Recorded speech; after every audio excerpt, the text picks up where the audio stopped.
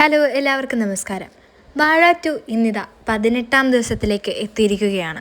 ഇന്ന് ഇതുവരെയുള്ള tract collection റിപ്പോർട്ടിലേക്ക് നമുക്കൊന്ന് കടക്കാം. ഇന്ന് ഇതുവരെ 1416 ഷോസാണ്. 2,60,000-ന് മുകളിൽ ടിക്കറ്റുകളാണ് ഇന്ന് ഇതുവരെ വിറ്റുപോയത്. കേരള ബോക്സ് ഓഫീസിൽ നിന്ന് ഇന്ന് ഇതുവരെ ഈ ഒരു ചിത്രം 4,08,00,000 രൂപയ്ക്ക് മുകളിൽ നേടിയിട്ടുണ്ട്. ഇന്നലെ ഇതേ സമയം 3,18,00,000 രൂപയാണ് ചിത്രം നേടിയിരുന്നത്.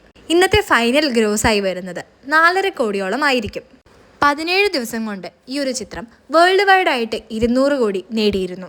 15ാം ദിവസം ഈ ചിത്രം കേരള ബോക്സ് ഓഫീസിൽ നിന്ന് 100 കോടി മറികടന്നിരുന്നു. 3 ദിവസങ്ങൾ പിന്നിടുമ്പോൾ 115 കോടിക്ക് മുകളിലേക്ക് എത്തിയിരിക്കുകയാണ് സിനിമ കേരള ബോക്സ് ഓഫീസിൽ.